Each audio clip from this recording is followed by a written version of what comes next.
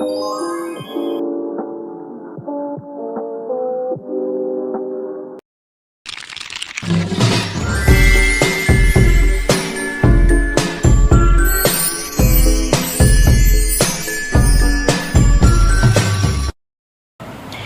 semuanya, perkenalkan nama saya Werni Bule dengan NIM 8603258891 dengan Prodi PGSD FKIP di mata kuliah Filsafat Ilmu.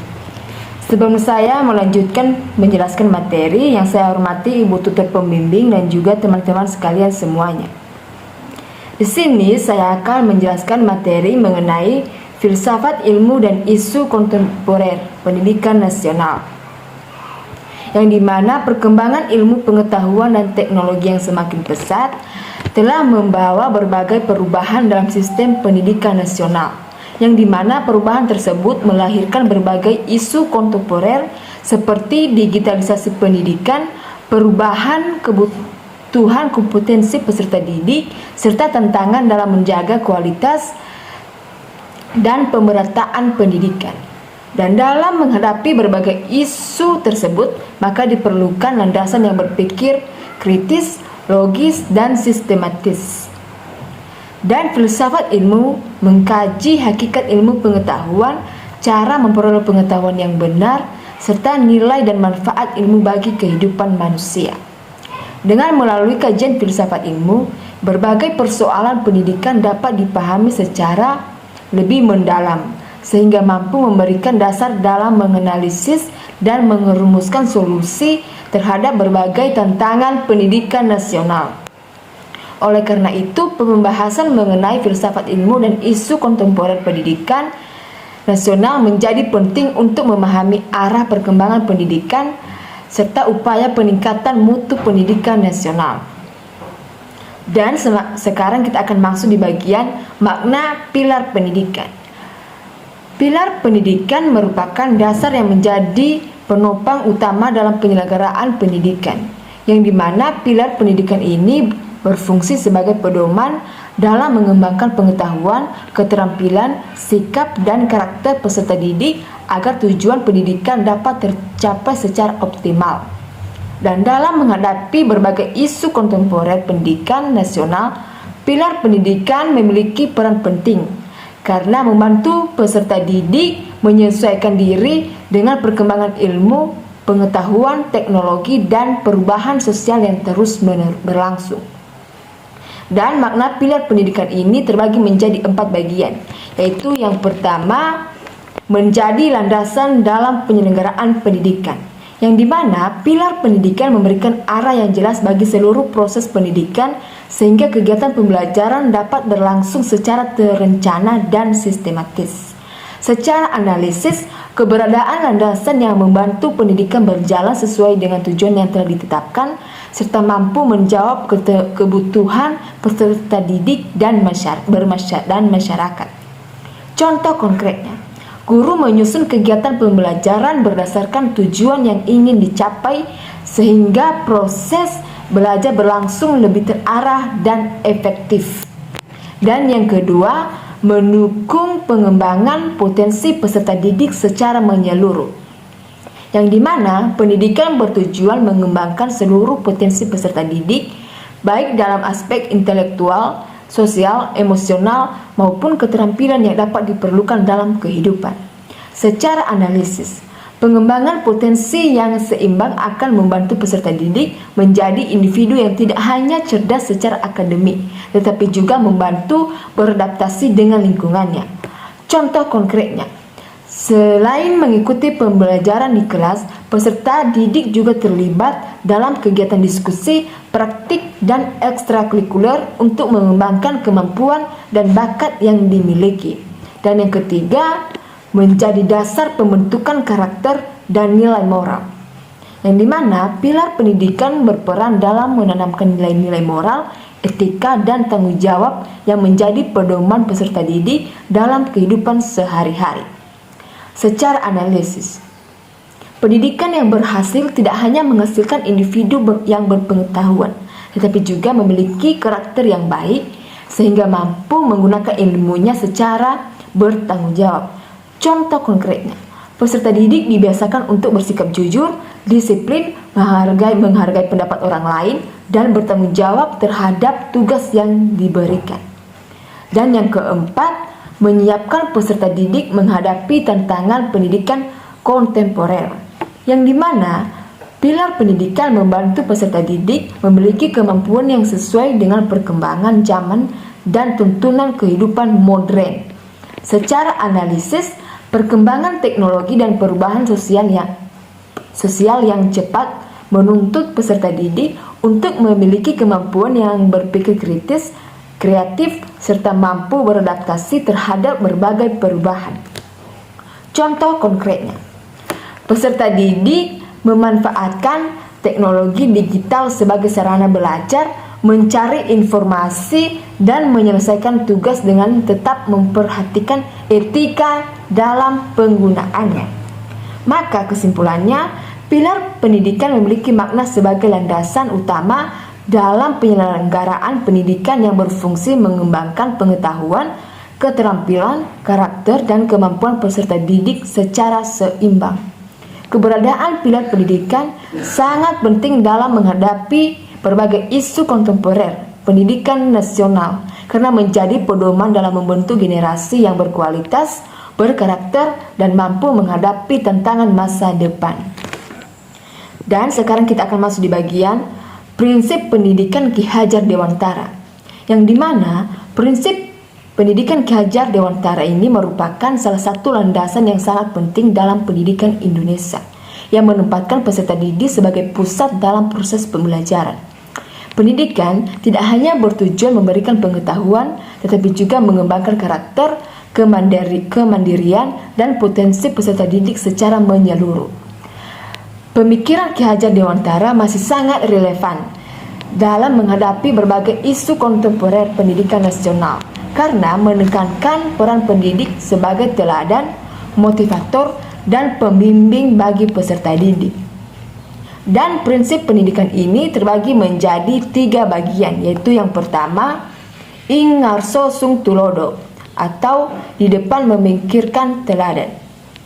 Yang dimana prinsip ini menegaskan bahwa seorang pendidik harus menjadi contoh yang baik bagi peserta didik melalui sikap, perilaku, dan tindakannya dalam kehidupan sehari-hari. Secara analisis, keteladanan merupakan bagian penting dalam proses pendidikan karena peserta didik cenderung meniru perilaku yang mereka lihat. Oleh karena itu, guru tidak hanya bertugas menyampaikan materi pembelajaran, tetapi juga menunjukkan nilai-nilai positif yang dapat dijadikan panutan. Contoh konkretnya, guru menunjukkan sikap disiplin dengan datang tepat waktu, berbicara dengan sopan, serta menjalankan tugas dan tanggung jawabnya dengan baik, sehingga peserta didik terdorong untuk melakukan hal yang sama. Yang kedua, ing madia mangun karso, atau di tengah membangun semangat dan motivasi, yang dimana prinsip ini mengandung makna bahwa pendidik harus hadir bersama peserta didik untuk membangun semangat belajar, kreativitas, dan partisipasi aktif dalam proses pembelajaran. Secara analisis, pembelajaran yang efektif tidak hanya berpusat pada guru, tetapi juga melibatkan peserta didik secara aktif. Oleh karena itu, guru perlu menciptakan suasana belajar yang mendorong peserta didik untuk berpikir kritis, berani berpendapat, dan bekerja sama dengan orang lain. Contoh konkretnya, guru mengajak peserta didik berdiskusi, bekerja sama dalam kelompok, dan menyampaikan hasil pemikirannya di depan kelas, sehingga mereka lebih percaya diri dan aktif dalam belajar. Dan yang ketiga, tutburi handayani, atau di belakang memberikan dorongan dan dukungan, yang dimana prinsip ini menekankan bahwa pendidik memberikan kepercayaan, arahan, dan dukungan kepada peserta didik agar mampu berkembang serta belajar secara mandiri. Secara analisis, dalam pendidikan modern, peserta didik dituntun untuk memiliki kemampuan belajar sepanjang hayat. Oleh karena itu, guru berperan sebagai fasilitator yang membantu peserta didik mengembangkan kemandirian dan kemampuan memecahkan masalah. Contoh konkretnya, Guru memberikan tugas proyek yang memungkinkan peserta didik mencari informasi, mengelola data, dan menyelesaikan tugas secara mandiri dengan bimbingan yang diberikan apabila diperlukan. Maka kesimpulannya, prinsip pendidikan Ki Hajar Dewantara menempatkan guru sebagai teladan, penggerak, dan pemberi dukungan dalam proses pendidikan. Dan sekarang kita akan masuk di bagian relevansi prinsip pendidikan, yang dimana perkembangan teknologi digital telah membawa perubahan besar dalam dunia pendidikan, baik dalam proses pembelajaran maupun interaksi antara guru dan peserta didik. Meskipun teknologi terus berkembang, prinsip pendidikan Ki Hajar Dewantara tetap memiliki relevansi yang kuat karena menekankan pentingnya keteladanan, motivasi, pendampingan, dan pembentukan karakter. Sehingga nilai-nilai tersebut menjadi landasan penting dalam menghadapi berbagai tantangan pendidikan di era digital. Dan relevansi prinsip pendidikan ini terbagi menjadi 4 bagian, yaitu yang pertama, pendidik menjadi contoh dalam pemanfaatan teknologi secara bijaksana. Yang dimana di era digital, guru tidak hanya mengajarkan materi pelajaran, tetapi juga menunjukkan cara menggunakan teknologi secara bertanggung jawab dan sesuai etika. Secara analisis, kemudahan akses informasi dapat memberikan manfaat maupun dampak negatif. Oleh karena itu, guru perlu menjadi teladan dalam menggunakan teknologi agar peserta didik mampu memanfaatkannya untuk tujuan yang positif. Contoh konkretnya, guru menggunakan sumber belajar digital yang terpercaya, menghargai hak cipta, dan mengajarkan etika berkomunikasi saat menggunakan media digital. Yang kedua, guru berperan dalam meningkatkan motivasi belajar melalui pembelajaran digital, yang dimana pembelajaran berbasis teknologi memerlukan strategi yang mampu menjaga semangat dan keterlibatan peserta didik dalam proses belajar. Secara analisis, meskipun teknologi menyediakan berbagai fasilitas pembelajaran, keberhasilan belajar tetap dipengaruhi oleh motivasi yang diberikan oleh guru. Oleh karena itu, peran guru sebagai penggerak pembelajaran tetap sangat penting. Contoh konkretnya, guru memanfaatkan video pembelajaran, kuis interaktif, dan diskusi daring untuk meningkatkan partisipasi peserta didik. Dan yang ketiga, peserta didik memerlukan bimbingan dalam mengembangkan literasi digital, yang dimana literasi digital merupakan kemampuan memahami, menilai, dan menggunakan informasi yang diperoleh dari media digital secara tepat dan bertanggung jawab. Secara analisis, tidak semua informasi yang beredar di internet memiliki kebenaran yang dapat dipertanggungjawabkan. Oleh karena itu, peserta didik perlu dibimbing agar mampu berpikir kritis dalam menyaring informasi. Contoh konkretnya, guru mengajarkan cara membedakan informasi yang valid dengan berita palsu, serta mengarahkan peserta didik untuk menggunakan sumber yang terpercaya. Dan yang keempat, pendidikan karakter tetap menjadi prioritas di tengah perkembangan teknologi, yang dimana kemajuan teknologi tidak boleh mengurangi pentingnya pembentukan karakter dalam pendidikan. Karena nilai moral dan etika tetap diperlukan dalam kehidupan bermasyarakat. Secara analisis, perkembangan media sosial dan teknologi digital dapat mempengaruhi perilaku peserta didik. Oleh karena itu, pendidikan karakter harus berjalan seiring dengan perkembangan ilmu pengetahuan dan teknologi. Contoh konkretnya, sekolah membiasakan peserta didik untuk bersikap sopan dalam komunikasi digital, menghormati privat orang lain, serta menggunakan media sosial secara bertanggung jawab. Dan sekarang kita akan masuk di bagian tantangan penerapan prinsip pendidikan, yang dimana kemajuan teknologi informasi telah membawa perubahan besar dalam dunia pendidikan. Di satu sisi, teknologi memberikan kemudahan dalam proses pembelajaran. Namun di sisi lain, muncul berbagai kendala dalam menerapkan nilai-nilai pendidikan yang dikemukakan oleh Ki Hajar Dewantara. Oleh karena itu, diperlukan upaya yang tepat agar pendidikan tetap mampu membentuk peserta didik yang berkarakter, cerdas, dan bertanggung jawab di tengah perkembangan era digital. Dan tantangan dan penerapan ini terbagi menjadi 5 bagian, yaitu yang pertama, pengaruh negatif penggunaan teknologi digital, yang dimana teknologi yang semakin mudah diakses dapat memberikan manfaat bagi pendidikan, tapi juga berpotensi menimbulkan perilaku yang kurang sesuai apabila tidak digunakan secara bijaksana. Secara analisis, kondisi ini menjadi tantangan bagi pendidik dalam menanamkan nilai moral dan tanggung jawab kepada peserta didik agar mampu menggunakan teknologi untuk tujuan yang positif.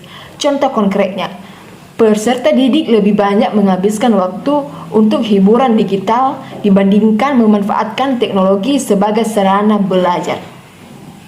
Dan yang kedua, kemampuan memahami dan menyaring informasi masih terbatas, yang dimana peserta didik perlu memiliki kemampuan untuk memilih, menilai, dan memanfaatkan informasi yang diperoleh dari berbagai sumber digital. Secara analisis, melimpahnya informasi di internet seringkali membuat peserta didik kesulitan membedakan informasi yang benar dengan informasi yang tidak dapat dipertanggungjawabkan. Contoh konkretnya, peserta didik mengambil informasi dari internet untuk tugas sekolah tanpa melakukan pengecekan terhadap sumber informasi tersebut. Dan yang ketiga, berkurangnya komunikasi dan interaksi secara langsung, yang dimana penggunaan teknologi yang semakin dominan dapat mengurangi kesempatan peserta didik untuk berinteraksi secara tatap muka dengan lingkungan sekitarnya. Secara analisis, padahal kemampuan berkomunikasi, bekerja sama, dan menghargai orang lain berkembang melalui interaksi sosial yang dilakukan secara langsung. Contoh konkretnya, peserta didik lebih sering berkomunikasi melalui aplikasi pesan dibandingkan berdiskusi secara langsung dengan teman-temannya. Dan yang keempat, kebutuhan akan inovasi dalam proses pembelajaran, yang dimana perubahan lingkungan belajar menuntut guru untuk terus mengembangkan metode dan media pembelajaran yang menarik serta sesuai dengan perkembangan zaman. Secara analisis, guru perlu menguasai berbagai teknologi pembelajaran agar proses belajar tetap efektif dan mampu meningkatkan partisipasi peserta didik. Contoh konkretnya, guru memanfaatkan video pembelajaran, platform pembelajaran daring, dan media interaktif untuk mendukung kegiatan belajar. Dan yang kelima, belum meratanya sarana teknologi pendidikan, yang dimana akses terhadap internet dan perangkat teknologi masih berbeda-beda di setiap daerah, maupun kondisi ekonomi peserta didik. Secara analisis, perbedaan fasilitas tersebut dapat mempengaruhi kesempatan peserta didik dalam memperoleh layanan pendidik yang setara. Contoh konkretnya, sebagian peserta didik mengalami hambatan mengikuti pembelajaran berbasis digital karena keterbatasan jaringan internet atau perangkat belajar. Dan sekarang kita akan masuk di bagian contoh aktual penerapan, yang dimana perkembangan teknologi digital telah mendorong terjadinya berbagai inovasi dalam dunia pendidikan, yang dimana nilai-nilai pendidikan yang dikemukakan oleh Ki Hajar Dewantara tetap dapat diterapkan melalui pemanfaatan teknologi yang mendukung proses pembelajaran, pembentukan karakter, serta pendampingan peserta didik. Dengan penerapan tersebut menunjukkan bahwa prinsip pendidikan yang berpusat pada peserta didik masih relevan dalam menghadapi perkembangan zaman. Contoh aktual penerapan ini terbagi menjadi 4 bagian, yaitu yang pertama, pemanfaatan platform pembelajaran digital untuk mendukung proses belajar, yang dimana teknologi pendidikan memberikan kemudahan bagi guru dan peserta didik untuk melaksanakan pembelajaran secara lebih fleksibel dan efektif. Secara analisis, penggunaan platform pembelajaran digital menunjukkan bahwa guru mampu beradaptasi dengan perkembangan teknologi tanpa mengabaikan perannya sebagai pembimbing dalam proses belajar. Contoh konkretnya, guru memanfaatkan Google Classroom, Zoom, atau platform pembelajaran lainnya untuk menyampaikan materi, memberikan tugas, dan melakukan evaluasi pembelajaran. Dan yang kedua, penguatan pendidikan karakter melalui etika bermedia digital, yang dimana pembentukan karakter tetap menjadi tujuan utama pendidikan meskipun proses pembelajaran semakin dipengaruhi oleh perkembangan teknologi. Secara analisis, di tengah maraknya penggunaan media sosial, peserta didik perlu dibimbing agar memiliki sikap bertanggung jawab, jujur, dan menghadapi orang lain dalam ruang digital. Contoh konkretnya, sekolah mengintegrasikan materi etika digital dalam kegiatan pembelajaran serta membiasakan peserta didik berkomunikasi secara santun di media sosial. Dan yang ketiga, penggunaan media pembelajaran interaktif untuk meningkatkan motivasi belajar, yang dimana media pembelajaran yang menarik dapat membantu peserta didik dalam memahami materi secara lebih mudah dan meningkatkan keterlibatan mereka dalam proses belajar. Secara analisis, pemanfaatan teknologi secara kreatif mencerminkan peran guru sebagai penggerak yang mampu membangun semangat belajar peserta didik sesuai dengan prinsip pendidikan Ki Hajar Dewantara. Contoh konkretnya, guru menggunakan video pembelajaran interaktif, animasi edukatif, dan kuis digital untuk menciptakan suasana belajar yang lebih menarik. Dan yang keempat, kolaborasi antara keluarga dan sekolah dalam mengawasi penggunaan teknologi, yang dimana keberhasilan pendidik tidak hanya menjadi tanggung jawab sekolah, tetapi juga memerlukan dukungan dari keluarga. Secara analisis, kerjasama antara guru dan orang tua sangat penting untuk memastikan penggunaan teknologi oleh peserta didik tetap berada dalam batas yang positif dan mendukung perkembangan mereka. Contoh konkretnya, orang tua dan guru saling berkomunikasi untuk memantau penggunaan gawai serta mengarahkan peserta didik agar memanfaatkan teknologi untuk kegiatan yang bermanfaat. Dan sekarang kita akan masuk di bagian refleksi, yang dimana perkembangan teknologi telah mengubah berbagai aspek pendidikan, namun nilai-nilai pendidikan yang menekankan keteladanan, motivasi, dan pendampingan tetap relevan untuk diterapkan. Dengan nilai-nilai tersebut dapat menjadi dasar dalam menghadapi berbagai tantangan pendidikan, seperti rendahnya literasi digital, permasalahan karakter, dan perubahan pola belajar peserta didik. Oleh karena itu, pendidikan perlu memadukan pemanfaatan teknologi dengan pembentukan karakter agar tujuan pendidikan dapat tercapai secara optimal. Maka kesimpulannya, filsafat ilmu memiliki peran penting dalam memahami dan menganalisis berbagai isu kontemporer pendidikan nasional. Dengan melalui pilar pendidikan, prinsip pendidikan Ki Hajar Dewantara, serta penerapannya di era digital, pendidikan tidak hanya berfokus pada penguasaan ilmu pengetahuan, tetapi juga pada pembentukan karakter, pengembangan potensi, dan kemandirian peserta didik. Meskipun perkembangan teknologi menghadirkan berbagai tantangan, nilai-nilai pendidikan yang meningkatkan keteladanan, motivasi, dan pendampingan tetap relevan sebagai landasan dalam mewujudkan pendidikan yang berkualitas dan sesuai dengan tuntunan zaman. Baik, sekian saja penjelasan dari saya. Jika ada tutur kata yang tidak berkenan, mohon dimaafkan. Sampai jumpa, bye-bye.